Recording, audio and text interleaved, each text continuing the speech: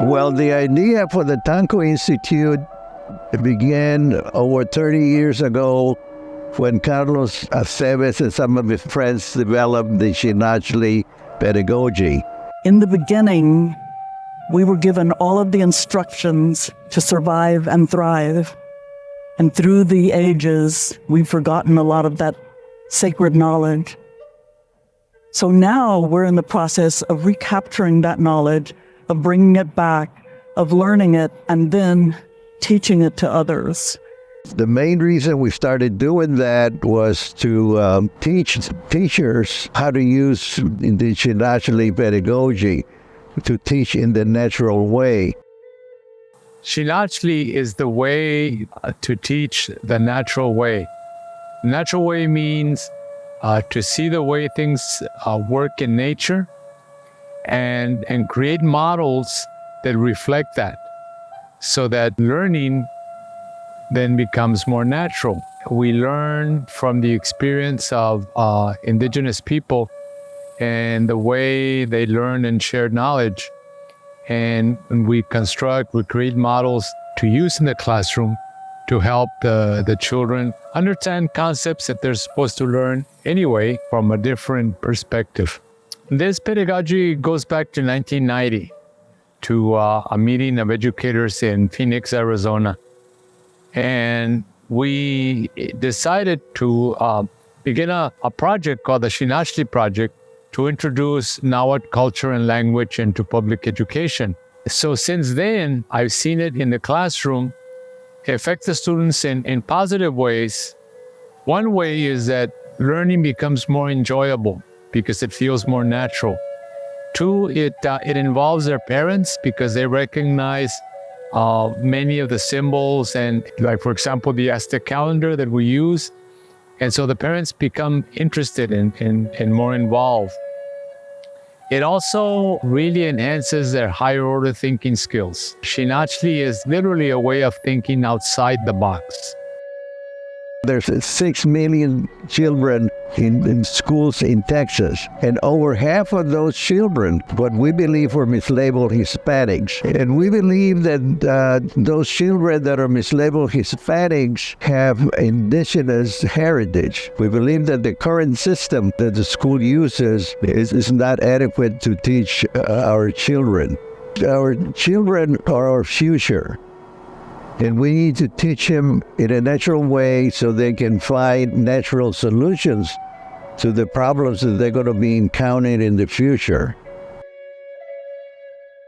So the Tānko Institute was created in order to provide a framework for capturing that knowledge, putting it into a format that was accessible to all people. And primarily, of course, we're concerned with the indigenous children of Texas, those children that don't know about their ancestors.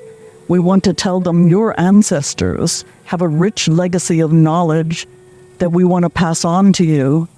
And the way to do it is through the Xinachtli pedagogy. But we're facing a dilemma right now in Texas that's that severe. We're going to be a drought state very soon. And we want our children to help us solve that problem, help us make a difference. So where do you start? You start with a pedagogy that's different from the current structure that just isn't working. The way how we apply in the daily life of the school, starting with the salute, acknowledge the directions, and having the students spending the first time of the school instruction to bring their emotions, to acknowledge how they feel is so important during these times, mostly based on their identity formation. They're exploring who they are, where they come from. The Tānko Institute, Xinachtli Pedagogy for Educators, is a way for Indigenous community members to assert control over the future and schooling of Indigenous youth and communities here in Central Texas.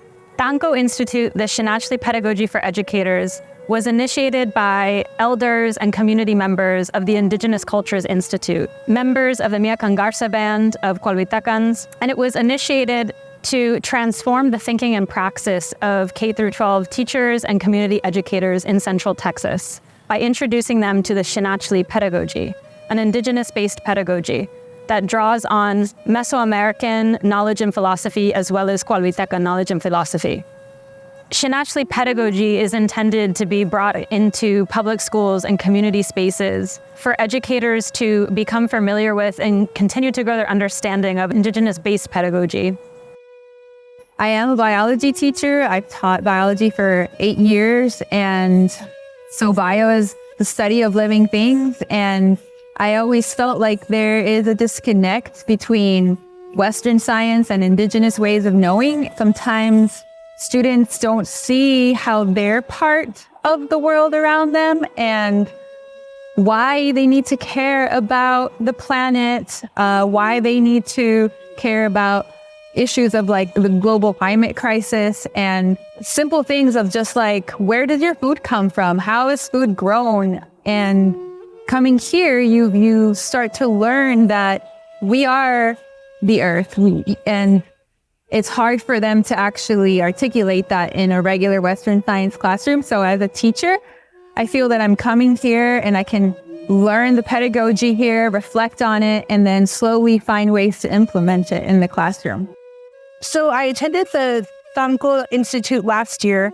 A friend invited me. That definitely helped me improve my teaching to better connect with students. This year, I returned to help return what was given to me because it was life-changing, not just for my teaching, but my own life, within my own life, to the return to the natural way. And so I felt that it was definitely owed to come back and to help support the cause.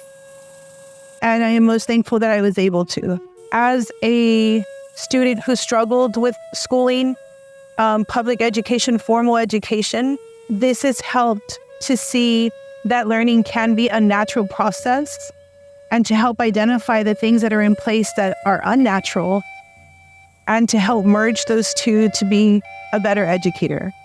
The Institute has helped shape my thinking to live a more simpler life.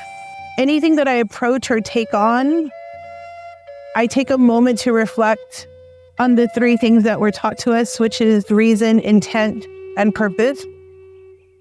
And those are the things that drive the questions on whether or not I should do something or how should I do it. I guess not necessarily should I do it, but how should I do it? It also allows me to be confident in the things that I choose, especially if I can ground them in the most natural way possible. I want to invite anybody involved in education, and that includes parents, to rethink the way that general public education is teaching your children right now.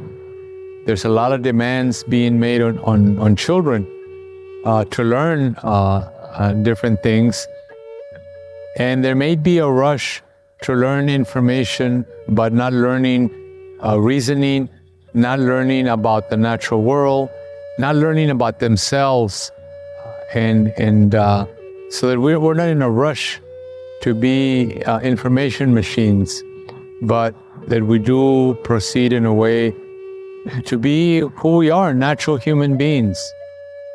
Educators build community with each other. They learn from and build relationships with the sacred springs in San Marcos. They build relationships with community members from the Indigenous Cultures Institute, and they start to create and think about ways that they can embody and engage the Xinachtli pedagogy in their practices.